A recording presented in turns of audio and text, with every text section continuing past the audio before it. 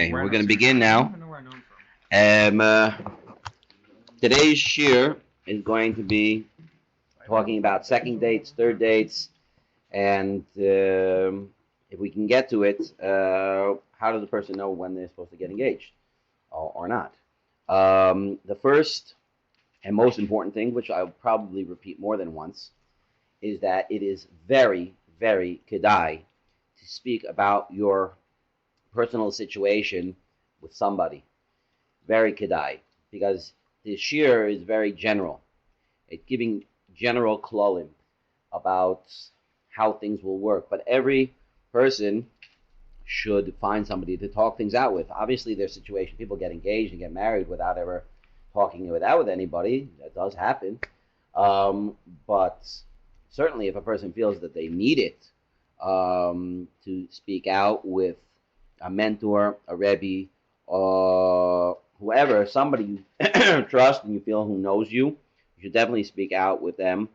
I myself spoke out almost every single date with my rebbe, every time I dated somebody new, and it was extremely, extremely helpful. It helps give you clarity, not that your rebbe or mentor or whoever it is telling you what to do, but that many times they help clarify for you where you're holding and what your next step is. Okay, now we started to discuss last week a little bit about what happens on a second date.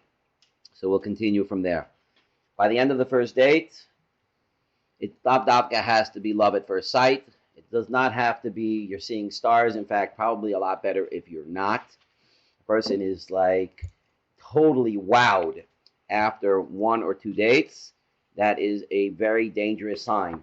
It basically means that they're blinded by that shining light and they can't see all the other things that are happening over here, and therefore they can't really make a educated decision. They're so blown away that they miss all what they would assume are unimportant details, but could be very, very important things. So it's actually much better if a person after one or two dates is not completely blown away by the person that they're sitting across from, but they're using a little bit more of their head.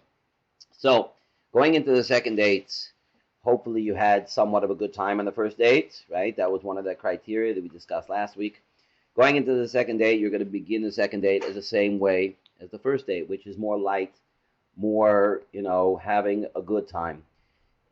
If halfway through the second date, you're like, this is not for me, so then, okay. So then finish up the date like a mensch and go home and call the shadchan and tell them this is not for you. If halfway through the second date, there is still some kind of chance, at least, you're not 100% sure, but at least some kind of chance that, hey, maybe this can go someplace, or better than that, let's say. So then already by then, you should definitely be much more talking about important topics that help define who you are. Many times when you're sitting with somebody, it's a little bit hard to talk about something theoretical, so it's much easier to bring up topics that are practical, which will reveal the hashkafas. Things like what areas you would like to live in. If you want to live in Chutz La'aretz or you want to live in Eretz Yisrael, what kind of neighborhood you grew up in, and where do you want your kids to grow up in? What kind of kehila you want to be a part of? What do you want to do when you get married? Do you want to go straight to work? Do you want to sit and learn for 5 years, 10 years? You want to go learn for 1 year, 2 years? What do you want to do? These types of things, when you talk specifically coming from yourself, not asking questions like it's an interview, but talking about yourself. I want to do this and I want to do that. So listen to what the response is. Is this something that she's thought about? Or he, again, it works both ways. Is this something that the other person has thought about? Is this something that they've really taken into account? Let's say, for example, the person says that they want to, have a kola lifestyle. So you talk about what that means to have a kola lifestyle. It means that you're not necessarily going to be eating out at Entrecote every single night. It means that you're not going to necessarily have every single thing that you want, but that's okay because we want to live in this type of lifestyle. Or maybe it's the opposite. Maybe as a person says, "Yeah, I'm starting a business and I want to make tons of money, and I do want to eat out, but not by entry code. I want to go to Rodriguez, and I want to go to Yama, and I want to go to every place. I want to try out different places. Yeah, I want to travel. I want to do this. I want to do that. Talk whatever it is that's important to you. Talk it out and listen very carefully. Listen to the response. Listen to the way that not only the what actually being said back, but the way that it's being said. Yeah. If sneers is an important thing to you, there are ways to bring it up, to talk about these types of things um, in a very nice type of way, where this is important to me, is something that I want to discuss. Yeah, you can ask. You definitely can ask some questions. You can ask, what was it like? What was your high school experience like? Tell me a little bit about, the last year or two. Usually these things come up anyway over the course of the first couple of dates. By the end of the second date, I hope that if you keep things focused, which you should be, certainly the second half of the second date should be focused on understanding who the other person is, not just having a good time, but understanding the person, understanding who is this person that I'm dating, and is this person matim for the type of lifestyle that I want. If by the end of the second date you have more clarity, and hopefully you should have more clarity, and you've enjoyed the time spent, then you should go out on a third date. If either of those two things are not there, I really, I tried 2 dates, and hashkafa wise, maybe we're on target, but I just don't enjoy spending time with this person. Or it's, had a very fun time with her, but the answers, weren't really very matim for me, for who I am. So then seder, and here also by the end of the second date, maybe by the end of the third date, if you're pushing it, let's say the third date, it has to be the attraction level has to be good. It has to be good. It has to be good by that time. Somebody's going out, say, on 3 dates, and by the end of the third date still thinks that the person sitting across from them is whatever, it's not really for me, then that's it. You're finished. After 1 date, it's not necessarily like that, like we discussed last time. After 1 date, another date or two can bring out a lot more about a person, and you can learn a lot more and see a lot more of the panemius of a person, and that can bring out also into their chitzonius that there's much more chen, and they're actually, they seem to be more pretty. But if you've already come to the third date, the end of the third date, and that you haven't hit that level of, wow, I think this person really is very attractive, and that's it. That's the end of the third. That's the end. By the third date, you can't be pushing something along that you don't really have a true interest in. That's not fair to anybody. But again, let's come back to the second date for a second. If by the end of the second date there is more than there was in the first date, there has to be more. There has to be a better click with regards to getting along with each other, talking to each other, just, having a good time with each other. That's it. It doesn't have to be amazing, but it has to be better than the first date. The same thing with attraction, and certainly when it comes to hashkafa. Once you get to the third date, you should already have more or less some form of clarity of where the hashkafas are. But the third date is the critical date here. The third date is you must more or less get to, let's say, 95% of what's important to you. If you've already done that in the second date, then great. But if you haven't, you have to get to that in the third date. Many times the second date is already a deal breaker. You're already done. She's a very nice girl, and I think she's wonderful, but she's not for me. After a second date, that could happen too, but certainly after the third date. If you're going to go past the third date, it means that there's real interest. And real interest means that those 3 things are better than good. They're better than good. That means you find her attractive. It means that hashkafa-wise, like I said, 95%, because I say 95%, not 100%, because there's still things to find out. There's still questions. but more or less you already have a feel for who the other person is, and I feel like that can really work, and we get along great. We have a great time with each other. It's I really enjoy being around the other person. So those three things have to be a high level of good in order to get past the third date. Because once you get past the third date, you're already saying there is real interest here. There is real interest, and you can't fake that. Well, certainly you shouldn't be able to fake in the first two either. But the first two, we're certainly giving it a shot. We're working on things. We're trying to see, trying to bring out points that maybe I didn't see certain things on the first date, and I'll see them on the second date. And then the second date things are getting better, but there's still a lot of question marks, and I want to solidify those things and really know the answers to them on the third date. It is very possible things are going great, well, and then something comes up on the third date, and you see, wow, there really is a real clash over here. This is not going to work. That does happen. A person gives it a good shot. You tried hard. Attraction is fine. Personality-wise, we're having a good time, but there's a major clash in hashkafas, and okay, that's the end. That's the end of the dating. This has to be done by the third date, because once you get past the third date, first of all, you're showing the other person real interest. That's number one, and number two, for yourself, you're already building some kind of emotional connection, and it's going to be much, much harder to break things off once the emotional kasher becomes stronger. We are trying to make sure that the yisodos are there before you get to the emotional kasher. Like we discussed in previous shurim, if a person starts to create emotional kasher before they get to the point where they really know this person is right for them, so what might end up happening, best case scenario, is they might end up with a broken heart. Worst case scenario could be a lot worse than that. Something related to what we just said, Sruli? It's slightly off topic. It's not off topic, but it's not exactly Gab what you're saying. Even if the date is going really well, and it's a first date or second date, I'm saying, is there like a point where you're stretching it?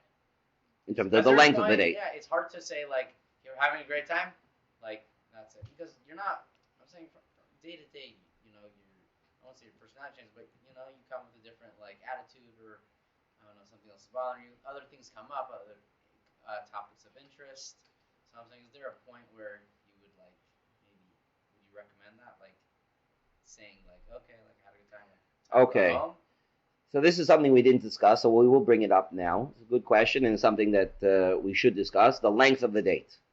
How long should the length of the date be? Anything less, in my personal opinion, than an hour and a half is not giving the person a shot. You're not giving the person a shot if it's less than an hour and a half.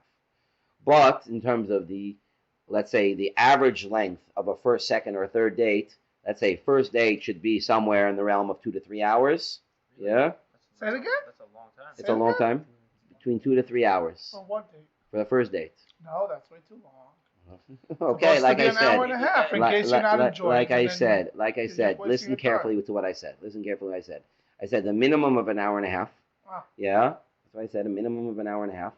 And on average, usually we try to say give a person a chance to go out on a second date. So to give an average, let's say, of 2 to 3 hours on the first date, that's what we're going to say. That's what a person should do. If really you're not having a good time at all, but be a mensch and act appropriately, and after an hour and a half, you can already say it's time to go.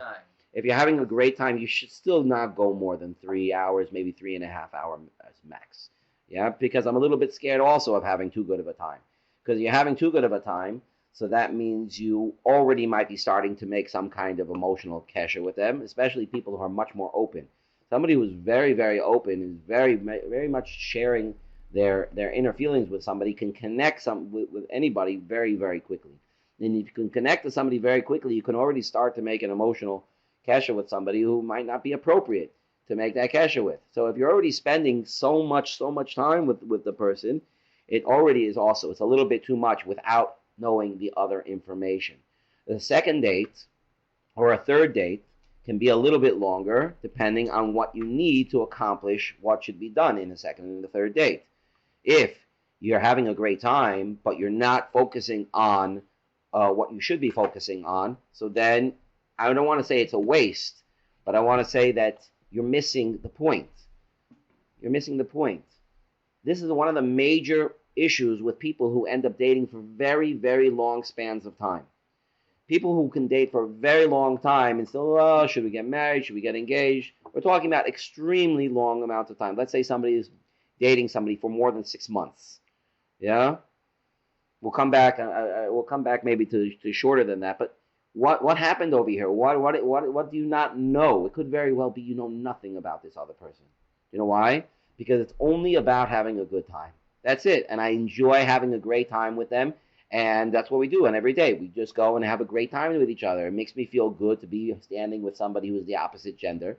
Yeah. And have a good time. We have a good time with each other. We laugh a little bit. And there's no tachlis over here. No tachlis at all. And that's what happens. And then after a long time, they're dating. Like, should we get married? Should we get married? You know why? Because you don't have any security. There's nothing grounded over here. Since there's nothing grounded, especially the type of person, some people are very, very friendly. And because they're very friendly, so it's very easy to have a good time with them. So it's very easy. So then, things can just drag along. And if the dating is not focused, so then, yeah, you end up creating an emotional cashier, and it's going to be very, very hard to break. Besides that, if people who date for so long also are in grave danger of making some kind of physical connection as well. And that will make things even worse. It'll make it worse not only to decide whether or not to get married, but later on in your marriage it'll make it much worse. But now is not the time to discuss that. So somebody who is not focused in their dating, yes, can end up dating for a very, very long time without getting anywhere. People who also don't have proper hadracha, they don't know necessarily, like, what am I supposed to be doing? What's the next step? What am I doing? They also can end up dating for a long time because they don't know what to do. They don't know what to expect. They don't know, like, what am I supposed to be doing? What am I supposed to? And that ends up also dragging on for a very, very long time, and it creates a lot of frustration from both sides. It's not kedai. Again, we're here to date in order to build a home, in order to get married. That's what the purpose is. And that has to be done in a way where that's the tachlis. You have to do it in that way.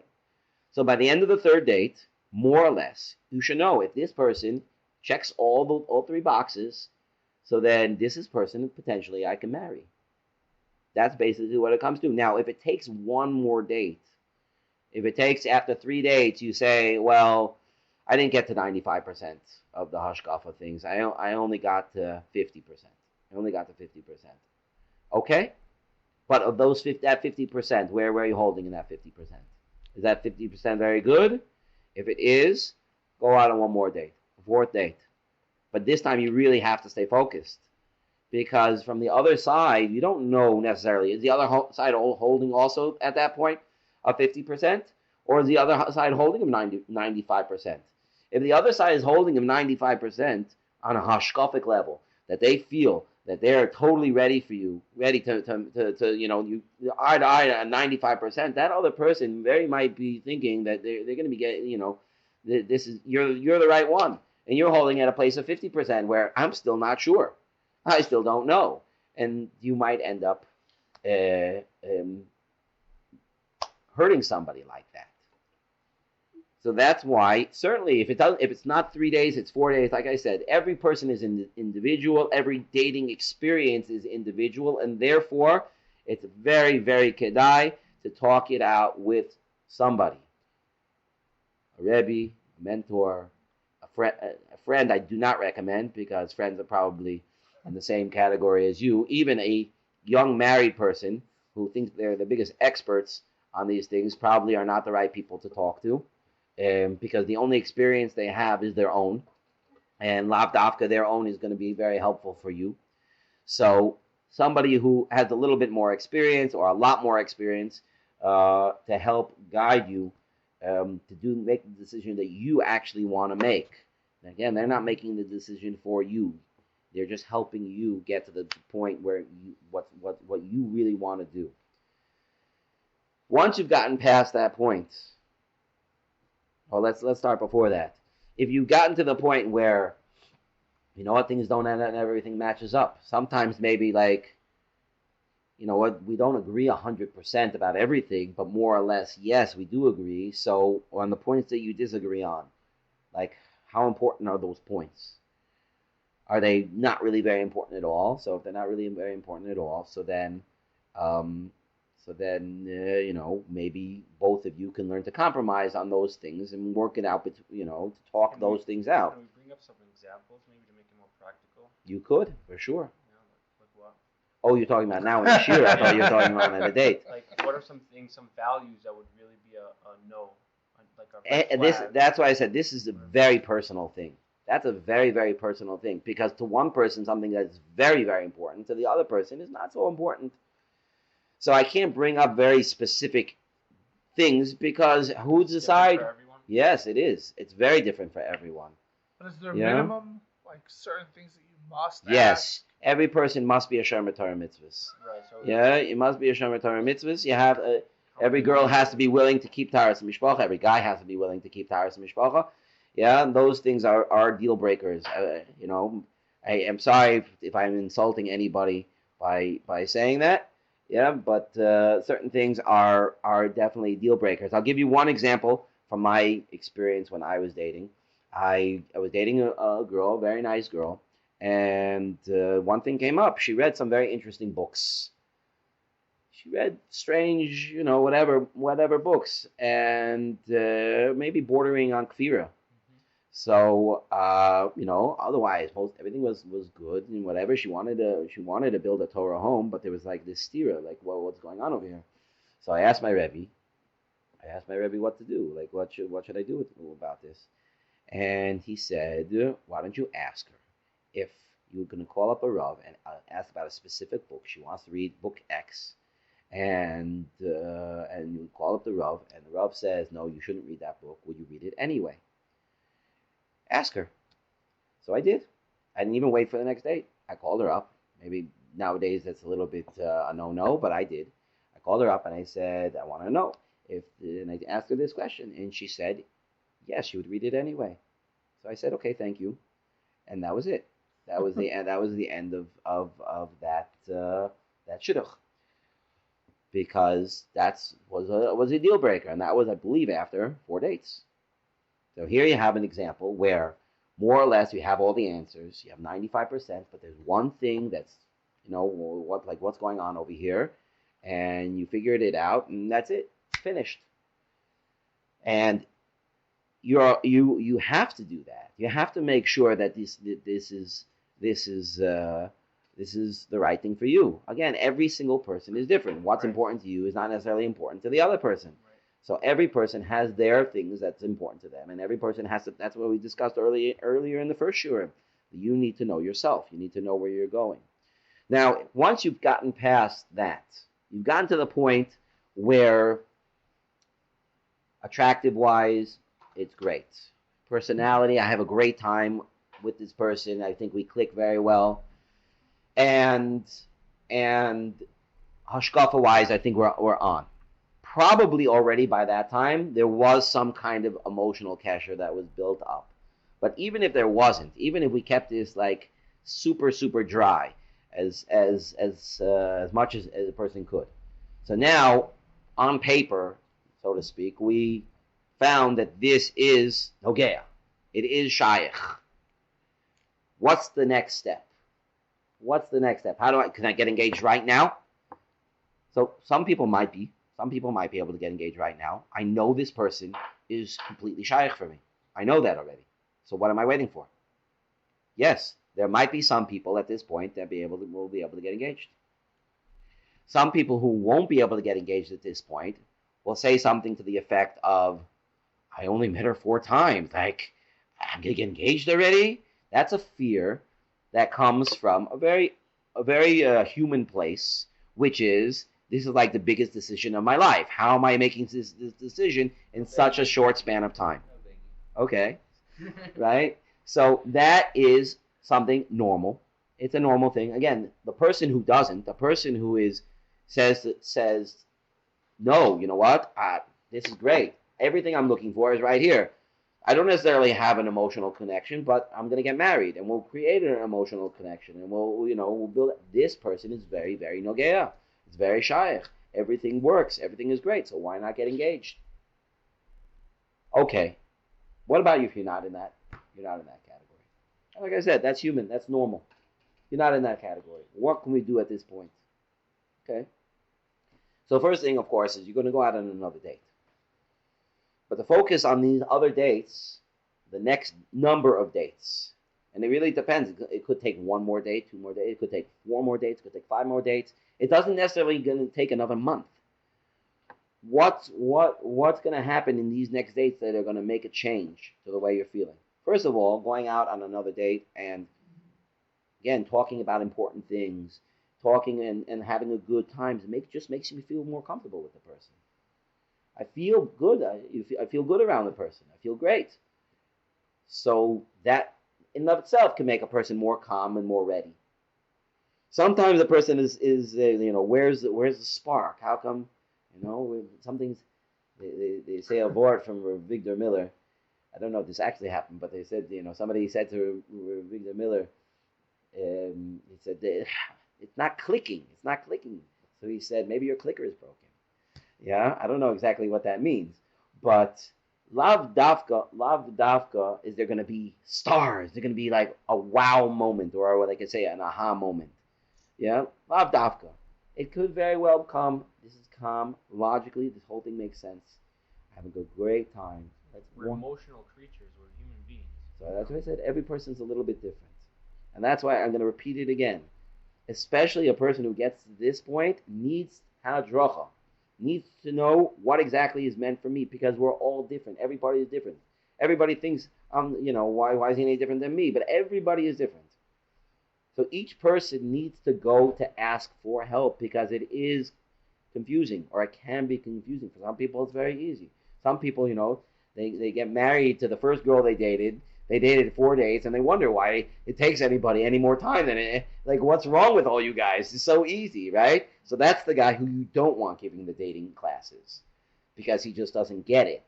Yeah, he doesn't understand that this is a lot more complicated than just, a few dates and then you're engaged and you're married and whatever. It's more complicated than that. So what? So what can you do? Again, the number one is talk it out with somebody. Number two, again, this is more general, but there are ways to build up an emotional kesher. If you're willing to do it, and this is a bit scary and it's a little bit difficult. But the way to build up an emotional kesher is by making yourself vulnerable. It means that you're opening yourself up to getting hurt. 100%. Yeah? When you open yourself up to get hurt, what does that mean you're doing? What you're doing on a very practical level means you're sharing some very important and personal things about yourself with the person that you're with. When you do such a thing, you are taking a grave risk of getting very, very hurt. But if that's what you need in order to get past that hump, to feel like I'm connected to this person, so that's what needs to be done. If everything is great, everything is wonderful, and there's really no reason why we shouldn't get engaged, but I just don't feel it. I don't feel it. There's something missing over here. One of those things that's missing very well could be trust. I don't have the ability yet to trust this person. Why? Because I barely know them. So I don't feel like I can trust them so well. So what do you do? How do you build trust? You build trust by giving something to them, something very precious that you have. Here, I'm giving this to you. I'm trusting you with it. What are you trusting them with? Something very personal about yourself. Wow. When a person does that, and they see that the other person responds in kind, and you can trust the other person, so then a person is much more ready to get engaged. Because I really, really can feel this. Now, that might take a few dates. It might be scary, and it probably is scary for the person who needs it, but that's why we have to do all these steps first. You have to be sure that this is the right person. A person who gets to that point could be, it could take another few dates. At first, I'm trying to have a good time, really have if this to pass this hump, you don't have to get engaged the next date, but it could. At that certain point where, again, this comes from both sides. It comes from both sides. What a girl is necessarily looking for a husband and what a boy is looking for in a wife is obviously a little bit different. But more or less the klolim are the same for both. So once a person gets to that point, they can get engaged. It doesn't have to be that they know each other for 6 months. It has to be that I know everything that I need to know about this person, and you have a whole lifetime really to get to know each other. That's really what a marriage is. People who get married don't really know each other. They don't. Just one small story just to bring that out. Many years ago, when I was teaching a certain chassan, there was a ma'aseh that happened during the engagement, and I thought that the kala was going to break it off because of this ma'aseh, without going into any details whatsoever. I thought the kala would break it off. It showed certain things about him, this ma'aseh, and to my surprise, she didn't. Then they got married. About a year later, I get a phone call from this now wife, and she is not happy. She is not happy. And she was complaining about certain things about him. And I said to her, didn't you know this before you got engaged?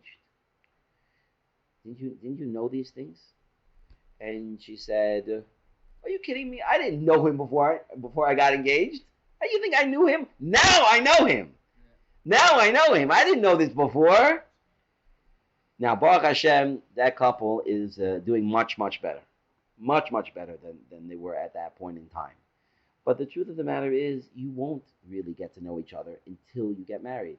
This is one of the fears that people have. That's why they have to keep dating, because I need to know more about the person. Know and more and more and more and more and more. Because I'm terrified to get married to somebody that I don't really know. And that's why I have to date them for longer and longer and longer. The fears they're very unfounded if a person does things the right way. You check things out. You looked into the shidduch. Yeah, you asked about their midos. You asked about anything you wanted to ask about them. Don't be surprised you come back and find out that the guy was a smoker. Yeah? How long can he hide that he was smoking from you? All you have to do is ask one person. Yeah, don't be surprised that he... HaKadosh Baruch Hu is mizabek, looking for sure. So Hashem will put two people together no matter what. But at the end of the day, dating after date after date after date for months because I don't know the person, I need to get to know the person, you're never going to really get to know the person until you're actually married. You won't. And because of that, as long as you have the focus right and you know all the things that you wanted to ask on when you were making the phone calls for the references, and then on the dates, you spoke about what's important to you. You spoke to the other person. You listened very carefully to understand before you got the emotional kesher, to really try to understand who this person is and whether it's matim for you. And then afterwards, only afterwards, you started to make some form of emotional kesher to build enough trust in order to say, yes, this is the right person for me. And there's no reason to date forever. It only can bring up more problems. Halachic problems, certainly halachic problems, but also problems for your future. Whether or not you decide to marry this person or not, it can still cause problems. It can still cause problems for the future. More or less, this is how a person can come to getting engaged. So we're going to stop over here.